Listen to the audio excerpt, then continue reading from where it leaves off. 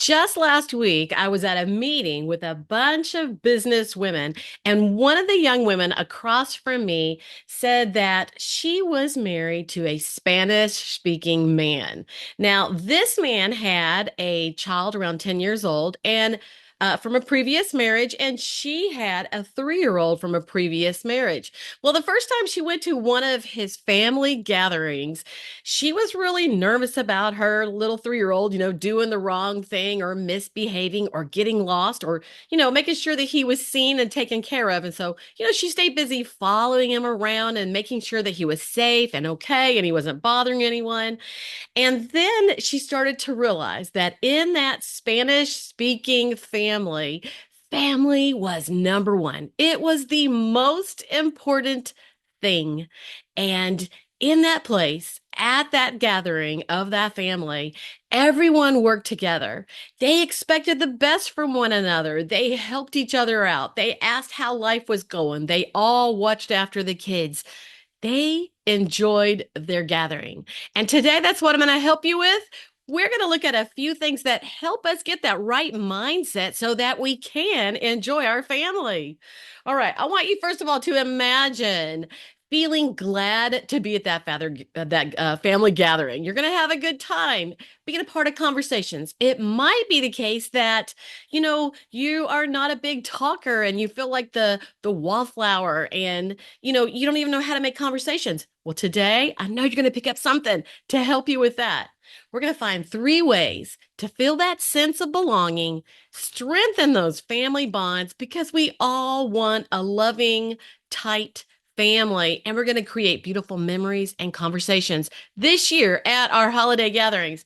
So before you go, before that gathering, that is the time that you start to change some of your thought processes.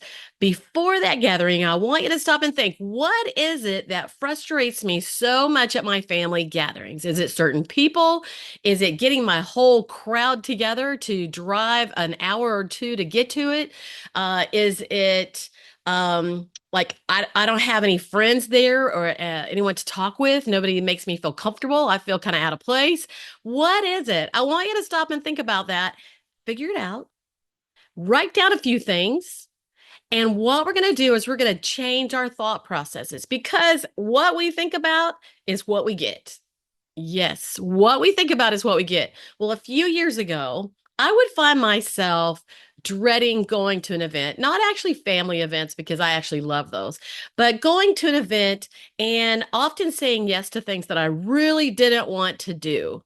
And so that was my first place. The first place of defense is learning that when I say yes to attending something, then I need to make sure that I've said yes in my heart. Sometimes I would say, yes, I'll do that. And then I really didn't want to do it, but I said yes because I would be guilty if I didn't do it. And then the whole week before whatever event it was, I would start dreading going or dreading doing or dreading the event, and it would just drain my energy. I kind of consider myself a positive, people loving person, and it would just drain my energy. So at that time, I decided if I say yes, I'm going to love it. I'm going to keep my thoughts clean and good, and if I say no, then I'm not going to feel guilty about it, because that's what would happen. If I said no, I would feel guilty, and if I said yes, I would feel frustrated. So, how's that working for you? You find yourself doing that?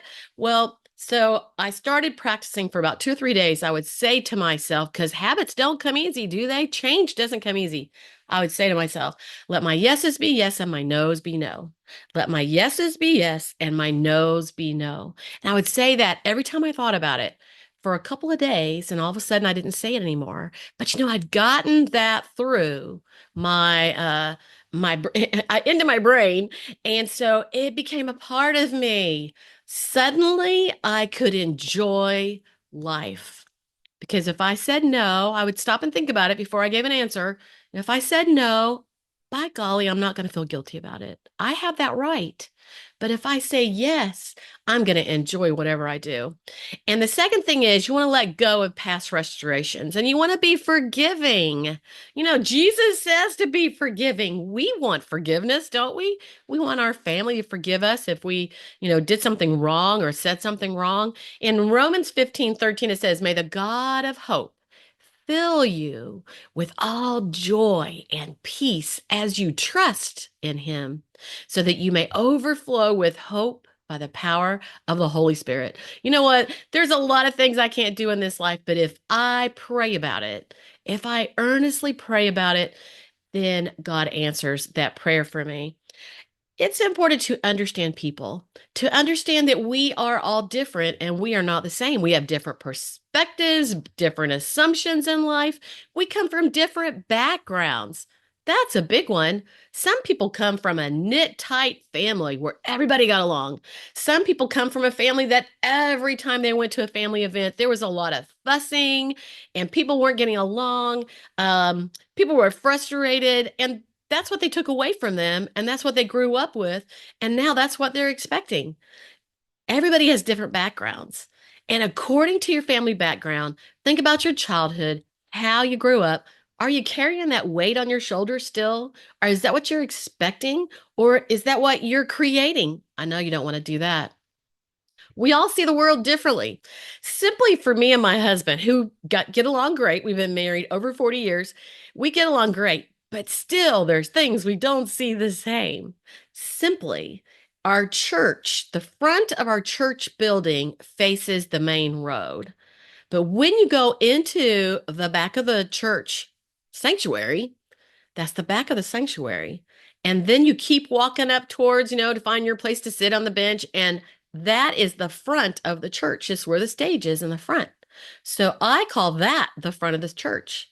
But my husband calls the back of the church the front of the church because it's where you come in the door and it's no, he calls the front of the front of the church building, which is the back of the church. Did you get that? I'm not sure if you got that. But we're both saying something that is correct. We are saying it in different ways. And a lot of times we have to learn to listen to each other and really listen to each other. You know, People at your event, your family event, have different temperaments. Some are easygoing, they don't mind all the loudness of the kids running around. Somebody else is uh, touchy and doesn't like for everyone to hug them. Some people are high strung. And if anything goes wrong and if things aren't going right, or somebody's late, they like speak it out loud and it makes everyone in the room tense. But do you see? We all have different temperaments. But when those behaviors happen, they're not about you. So you got to like brush it off. Don't carry your feelings on your shoulders and realize that we're all different. There's talkers and there's listeners. And hey, that's what we need. We need people who open up the conversation and get it going, and people who are listening intently, because when you're listening, you're showing people that you care. There's people who help serve the food and help clean up the food, and others are talking and others are listening, and some are helping. Like I said before, some people are huggers and they got to hug and love on everybody because they really do just love everybody. But some people don't like to be hugged, don't like to be touched. Some people like to help, some people don't. Do you see what I mean?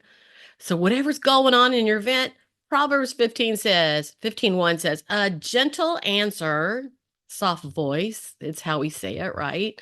Turns away anger, but a harsh word stirs up wrath. Who at your family reunion is stirring up the wrath and the frustration? Because maybe they're an uptight person and they just kind of spill that all over everyone else in the room. Remember that it's not about you. Take a deep breath. Don't let it bother you. Decide now that you're not going to let that bother you this year. My favorite thing to use, whether I'm using it with adults, with children, with teenagers, is the word respect. There's a lot of words in our society today that we have replaced the word of respect with. But I truly believe that when I respect you, that then you'll respect me. And often that people who Um, Maybe they're feeling a little disrespected.